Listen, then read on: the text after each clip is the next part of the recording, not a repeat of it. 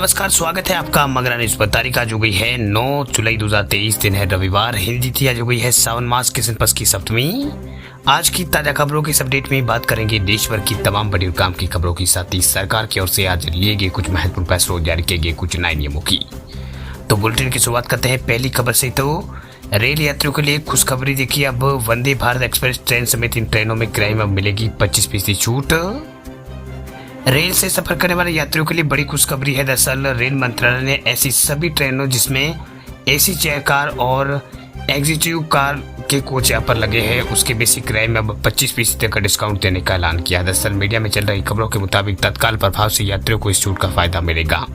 हालांकि उन्होंने पहले से बुकिंग करा रखी जिन लोगों ने है उनको कोई डिस्काउंट नहीं दिया जाएगा। रेलवे ने यह फैसला ट्रेनों की जगह के सही इस्तेमाल करने के लिए यहाँ पर लिया है।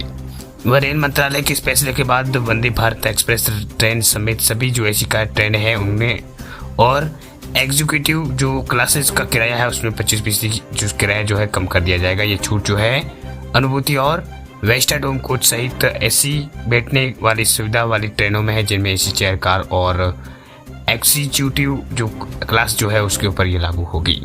कहते हैं अगली खबर की, तो तमिलनाडु सरकार की नई स्कीम देखिए, हर महिला परिवार मुखिया को मिलेगी 1000 रुपए की सहायता। सरकार ने किया है ऐलान।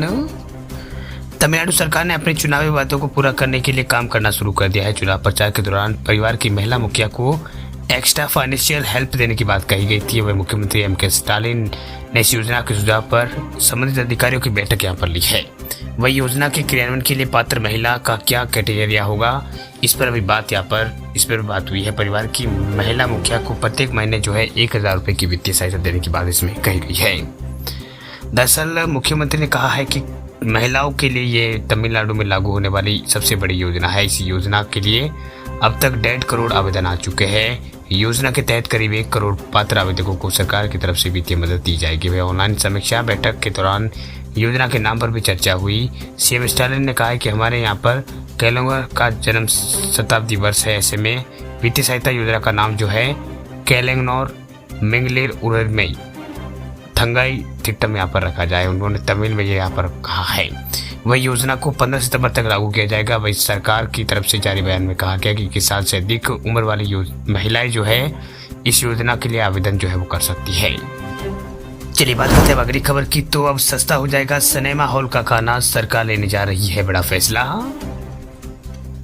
अगर आप भी मूवी देखते समय पॉपकॉर्न या फिर स्वीट कॉर्न खाने के शौकीन है तो आपके लिए अच्छी खबर। दरअसल जीएसटी काउंसिल की बैठक जो है अभी अगले मंगलवार होने वाली इस मीटिंग में कुछ चीज़ों पर जीएसटी को कम करने पर विचार किया जा सकता है। उसमें से एक है सिनेमा हॉल में खाना पीना। बता दें आपको कि जीएसटी काउंसिल की मीटिंग में दवाओं की खेती के इस्तेमाल, यानी जो दवाई की खेती उसमें इस्तेमाल होने वाले सामान, यहाँ पर होने वाला सामान और सिनेमा हॉल में खाने पीने की चीज़ें समेत कई चीज़ें जो है उनके ऊपर जीएसटी घटाई जा सकती है। दरअसल 11 तारीख को होने वाले जीएसटी काउंसिल की मीटिंग में मौजूदा जीएसटी को 18 से घटाकर 5% करने पर विचार किया जा सकता है। अगर इससे विचार पर मोहर अगर लग गई तो सिनेमा हॉल में खाना पीना और सस्ती दवाएं जो है वो खाना पीना और दवाएं जो है वो सस्ती हो जाएगी। वही जीएसटी काउंसिल की मीटिंग जो है इसमें फिटमेट कमेटी ने यहाँ पर प्रस्ताव रखा है कि सिनेमा हॉल में बिकने वाले खानों पर जीएसटी को 18% से घटाकर 5% किया जाए। वही फिटमेट कमेटी का मानना है कि सिनेमा हॉल में खाना उतना ही जीएसटी लगना चाहिए जितना कि रेस्टोरेंट में लगता है। चलिए बात करते हैं अगली खबर की, तो व्हाट्सएप टेलीग्राम जैसे मैसेंजर ऐप पर शिकंजा कसने की है तैयारी। ट्राई ने जारी किया है कंसल्टेशन पेपर।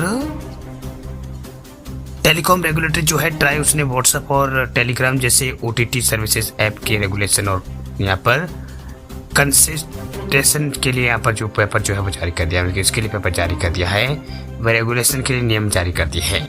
दरअसल ट्राई ने सभी यहाँ पर स्टॉक होल्डर्स को 4 अगस्त तक इसको लेकर राय मांगी है। इसमें यहाँ पर स्टॉक होल्डर्स को 19 अगस्त तक जो काउंटर कमेंट वो है दे सकते हैं। वह ट्राई ने ओटीटी ऐप को थोड़े समय के लिए बैन करने के लिए सवाल भी यहाँ पर पूछा गया है कि सरकार को जरूरत पड़ने पर क्या व्हाट्सएप टेलीग्राम पर यहाँ पर जो सिलेक्टिव मैसेज उसको ब्लॉक करने का निर्देश दे सकती है। तो ये भी है कि क्या सरकार भारत की अखंडता और सुरक्षा के चलते मैसेज को रोकने का निर्देश दे सकती है।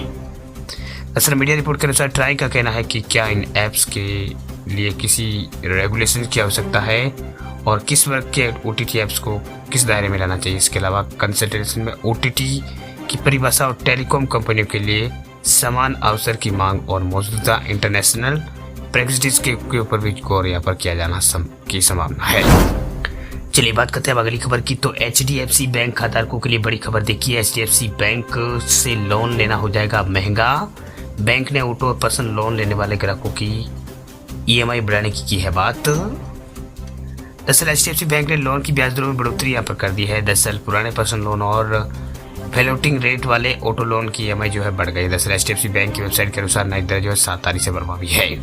दरअसल बैंक ने सिलेक्टेड पीरियड्स के लोन पर MCLR जो है उसमें 15 बेसिस पॉइंट की बढ़ोतरी की है। MCLR तय करता है कि किस पैक पर कितना ध्यान यहाँ पर दिया जाए, जिसमें यहाँ पर डिपॉजिट रेट और रेपो रेट, ऑपरेटिंग कास्ट और कैश रिजर्व रेशियो बनाए रखने के कास्ट शामिल है। वही MCLR में बदलाव का असर जो है लोन की ब्याज दर पर भी पड़ता है। इसके बढ़ने से लोन की EMI है वो भी बढ़ती है। वही लोन की EMI भी इसमें बढ़ती है। वही बैंक के स्पेशलिस्ट सिर्फ पुराने पर्सनल लोन और फ्लोटिंग रेट पर लिए गए ऑटो लोन की भी EMI जो है बढ़ जाएगी। चलिए बात करते हैं अगली खबर की। तो 2G फोन जियो भारत को लेकर बड़ी खबर देखिए। 2G फोन से छुटकारा पाने के लिए भारत में लॉन्च हुआ है जियो का सबसे सस्ता स्मार्टफोन। कीमत इतनी कम किया जाएंगे नए कपड़े।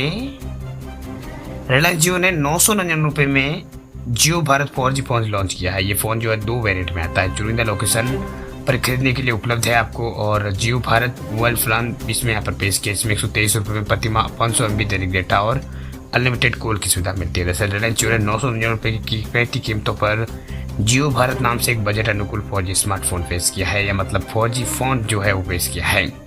वही फोन की बिक्री जो 7 तारीख से शुरू हो गई है। रिलायंस जियो का लक्ष्य इस डिवाइस को व्यापक रूप से अपनाकर भारत में 2G टेक्नोलॉजी को खत्म करना है। वह जियो भारत फोन विशेष रूप से उन लोगों के लिए है जो महंगे स्मार्टफोन खरीदने में असमर्थ है लेकिन फिर भी बुनियादी सेवाओं पर निर्भर है। फोन के साथ जियो ने एक सस्ता मोबाइल प्लान भी लॉन्च किया जिसे जियो भारत प्लान यहाँ पर कहा गया है। दरअसल बात यह है कि जियो जो है भारत की लगभग 10 लाख इकाइयों को खरीद के लिए उपलब्ध ये फ़ोन किया गया है। ये देश भर में 600 या 6533 के बीटा ट्रायल के तौर पर पेश किया जाएगा। अगर इस फ़ोन को खरीदना अगर आप चाहते हैं तो आप रिलायंस डिजिटल स्टोर या फिर जियो रिटेल या फिर अन्य मोबाइल आउटलेट पर जाकर इसे खरीद सकते हैं। वह जियो भारत को 2 वेरिएंट में पेश किया गया है। एक में जियो भारत V2 और जियो भारत K1 कार्बन में आता है। जियो V2 जो है रिलायंस जियो द्वारा विकसित किया गया है और जियो भारत K1 जो है कार्बन और जियो दोनों ने यहाँ पर इसको यहाँ पर पेश किया है।